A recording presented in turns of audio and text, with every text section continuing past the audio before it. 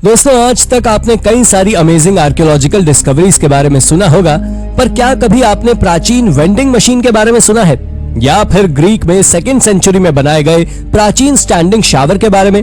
अगर नहीं तो बने रहिए हमारे साथ इस वीडियो के एंड तक, क्योंकि इसमें हम आपको ऐसी ही कुछ आर्कियोलॉजिकल खोज के बारे में बताने वाले हैं जिनके बारे में वैज्ञानिक भी कुछ नहीं बोल पाते।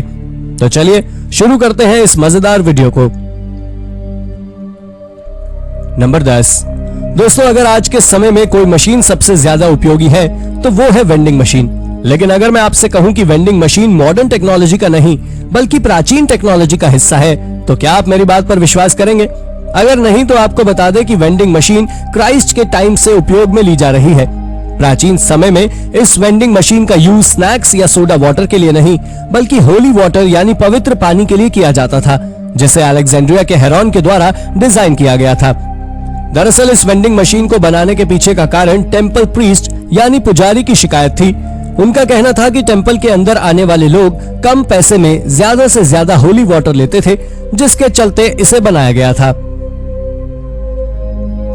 नंबर 9। जिस तरह हेरोन्स ने दुनिया की पहली वेंडिंग मशीन बनाई थी, उसी तरह ग्रीक के महान मैथमेटिशियन ने भी दुनिया के पहले ऑटोमेटिकली ओपनेबल डोर्स बनाए थे। उन्होंने इन डोर्स को पहली सेंचुरी में बनाया था, जो कि एक साधारण सरप्राइजिंगली सिंपल मैकेनिज्म में काम करती थी, और इस मैकेनिज्म में पुलिस का इस्तेमाल मुख्य रूप से होता था। इस ऑटोमेटिक गेट में एक बॉल, रोप और एक हीटिंग सिस्टम को भी लगाया गया था। इसकी रोप जाकर सीधा दरवाजे से जुड़ती थी, और ये किस तरह काम करती थी ये आप स्वयं ही अपनी स्क्रीन पर देख सकते हैं, पर इसका उपयोग उस समय ज्यादा नहीं किया गया था। नंबर 8। पिछले 2 पॉइंट्स में ये तो आप जान ही चुके होंगे कि ग्रीक टेक्नोलॉजी कितनी ज्यादा डेवलप थी। तो चलिए इनकी एक और एंशिएंट टेक्नोलॉजी के बारे में भी जान ही लेते हैं। दरअसल ये टेक्नोलॉजी कुछ और नहीं बल्कि वर्टिकली स्टैंडिंग शावर थे, और इन शावर्स को 2nd सेंचुरी की शुरुआत में बनाया गया था। ये 2nd सेंचुरी में बहुत ज्यादा पॉपुलर हुए थे, जिसके बाद से ये जगह जगह देखने को मिल जाते थे। पर इसके कुछ सदियों बाद धीरे धीरे ये टेक्नोलॉजी डिसअपीयर यानी कि गायब हो गई, क्योंकि 4th सेंचुरी के बाद से इसे वर्टिकली स्टैंडिंग शावर के एविडेंस कभी नहीं मिले। जिसके बाद सीधा लंदन में पहली बार सन 1767 में मॉडर्न शावर को बनाया गया था, और यह सच में अमेजिंग था। नंबर 7। दोस्तों, आप में से ज्यादातर लोग ऐसे होंगे जो लियोनार्डो दा विंची को केवल और केवल एक आर्टिस्ट मानते होंगे, लेकिन अब जो मैं आपको बताने वाला हूं उसे जानने के बाद आप चौंकने वाले हैं। आपको जान लेना चाहिए कि लियोनार्डो दा विंची ना केवल आर्टिस्ट थे बल्कि एक इन्वेंटर भी थे। और अगर अब भी आपको मेरी बात पर विश्वास नहीं है तो अब आप जरा इस रोबोट को देखिए, जिसे 1495 में इन्वेंट किया गया था। यह उनका इकलौता इन्वेंशन नहीं था, बल्कि जब 1950 के दशक में लियोनार्डो दा विंची की एक ओल्ड स्केचबुक को खोजा गया था, तो उसमें से आर्कियोलॉजिस्ट को ऑटोमेटन की डिजाइन मिली थी, जिसका हाथ, पैर, गर्दन और बाकी सभी बॉडी पार्ट्स भी मूवेबल थे। इसके बारे में बहुत सारे एक्सपर्ट्स का मानना है कि लियोनार्डो दा विंची ने 15th सेंचुरी के अंत में कोर्ट ऑफ मिलान में इसे रिप्रेजेंट भी किया था, पर ऐसा क्या हुआ कि ये बात सबसे छिपानी पड़ गई, और ये बात आज तक कोई नहीं जान सका है। नंबर 6। दोस्तों, हमारी अगली डिस्कवरी कुछ इस तरह की है कि ये देखने में आपको एक वेपन की तरह नजर आएगी, पर एक्सपर्ट्स के अकॉर्डिंग ये एक केस है। दरअसल ये एक क्लॉज का जोड़ा है, जिसे मोची सोसाइटी के हाई रैंकिंग मेंबर की एक कब्र से पेरू के हुआका डी ला लूना में साल 2014 में खोजा गया था। शुरुआत में तो सभी को यह आर्टिफैक्ट देखने में साधारण लगा, लेकिन जब आर्कियोलॉजिस्ट ने इसकी कार्बन डेटिंग की तो उन्हें पता लगा कि ये आज से करीब 1500 साल से भी ज्यादा पुराने हैं। आपको इन्हें देखने के बाद ये अंदाजा तो जरूर लग गया होगा कि ये बैटलफील्ड में उपयोग के लायक तो नहीं था, पर आखिर इसे किस पर्पस के लिए इस्तेमाल किया जाता था, ये बात आज भी एक रहस्य ही है। नंबर 5। ये तो आप सभी जानते ही होंगे कि बाइबल में ऐसी बहुत सी चीजों का जिक्र मिलता है जिसे मिथ के रूप में देखा जाता है, और उन्हीं में से एक है सिलोम पूल। आपको बता दें कि जॉन के अनुसार इस सेक्रेट पूल का इस्तेमाल प्राचीन समय में अंधे आदमी को ठीक करने के लिए किया जाता था, पर आज से कुछ सालों पहले तक इस पूल की लोकेशन पूरी तरह अनजान थी।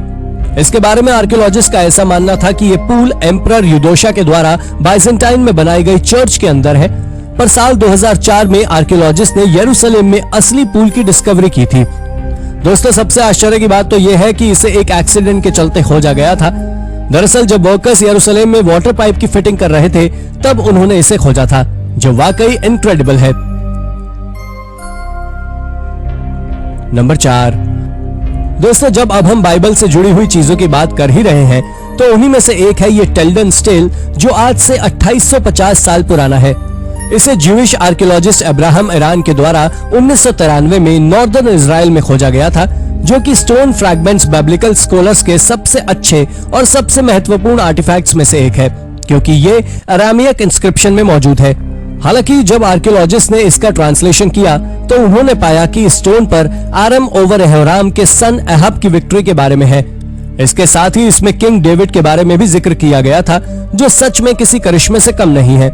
लेकिन अगर आप आज इसे देखना चाहते हैं तो आपको बता दें कि ये आज यरूशलेम के इजराइल म्यूजियम में रखा हुआ है। नंबर 3। दोस्तों, ये बात साल 2012 की है, जब आर्कियोलॉजिस्ट ने एवरस नाम की प्राचीन सिटी में एक पैलेस को खोजा था। एवरस नाम की यह सिटी इजिप्ट के कायरो से नॉर्थ ईस्ट में नाइल और डेल्टा के पास है। दोस्तों, ये डिस्कवरी इतनी ज्यादा विचित्र है कि इसके बारे में जानने के बाद आपके रोंगटे खड़े हो जाएंगे। दरअसल बात कुछ ऐसी है कि आर्कियोलॉजिस्ट ने उस पैलेस के ग्राउंड फ्लोर पर 4 गड्ढों को खोजा था, लेकिन वो कोई साधारण गड्ढे नहीं थे, बल्कि उन पिट्स में से 2 पिट्स में एक ह्यूमन स्केलेटन के साथ 16 राइट हैंड्स मौजूद थे, और वहीं 2 बचे हुए गड्ढों में भी 14 हाथ मौजूद थे।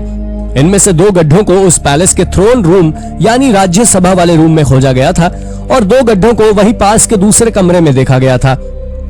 आपको जानकारी दे दें कि इन खोजे गए हाथों में से कुछ का आकार नॉर्मल हाथ से काफी ज्यादा बड़ा था, तो वहीं कुछ हाथों का आकार इतना ज्यादा बड़ा भी था कि वो देखने में किसी जायंट की हाथ की तरह नजर आ रहे थे। जब आर्कियोलॉजिस्ट ने वहां से खोजे गए इन हाथों की कार्बन डेटिंग की तो पाया कि ये हाथ आज से 3600 साल पुराने हैं। उस समय पर इस जगह पर हाइक्सस पीपल का राज हुआ करता था, जो इजिप्ट के नॉर्दर्न कनान पर कब्जा करे हुए थे। एक्सपर्ट्स का मानना तो ये भी है कि ये जो पैलेस उन्होंने खोजा है ये भी एक हिक्सोस रूलर किंग कायान का ही है। इसके साथ ही आर्कियोलॉजिस्ट ने वहां से एक कार्विंग को भी खोजा था, जिसमें यह दिखाया गया था कि एक सैनिक दुश्मनों के हाथों को काटकर सोने के बदले उसे बेच रहा है। ये इमेज उन हैंड्स के काटे जाने के 400 साल बाद की है, पर वो ऐसा क्यों करते थे, ये बात वाकई रहस्यमय है। नंबर 2। आज आर्कियोलॉजिस्ट खोज करने में बिल्कुल पीक पर हैं, और कुछ ही महीने पहले उन्होंने कुछ ऐसे स्केलेटन्स को खोजा है जो आज से 2600 साल पहले के हैं, जिनके हाथों को बांधकर उन्हें दफन किया गया था। आपको बता दें कि इसके बारे में आर्कियोलॉजिस्ट का मानना है कि उन स्केलेटन्स को जिंदा दफन किया गया था, जो कि एक सजा होगी।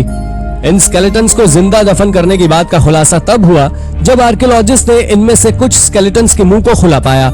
पर अगर वहीं हिस्टोरियंस की बात सुने तो उनका कहना है कि इन्हें किसी रिचुअल के तहत जिंदा दफन किया गया होगा और इनकी बलि दी गई होगी।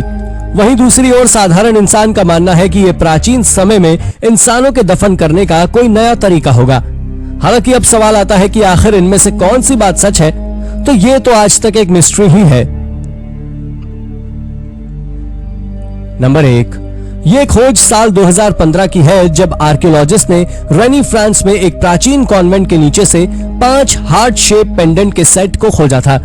रिसर्च के अकॉर्डिंग ये करीब पिछले 400 सालों से वहां पर दफन थे, और ये हार्ट कोई साधारण आर्टिफैक्ट्स नहीं है, बल्कि आपको जानकर आश्चर्य होगा कि इन हार्ट्स पर आर्टरी, चेम्बर्स और वाल्व्स मौजूद थे। इसके साथ ही इनमें से कुछ पर हार्ट की बीमारी के बारे में भी कुछ निशान मिले थे, और ये आर्टिफैक्ट्स आज किसी खजाने से कम नहीं है। तो दोस्तों, ये थी हमारी आज की इंटरेस्टिंग वीडियो। आपको हमारी ये वीडियो कैसी लगी हमें कमेंट करके जरूर बताएं, और हाँ, जाते जाते इसे लाइक और चैनल को सब्सक्राइब भी जरूर कर दीजिएगा। धन्यवाद।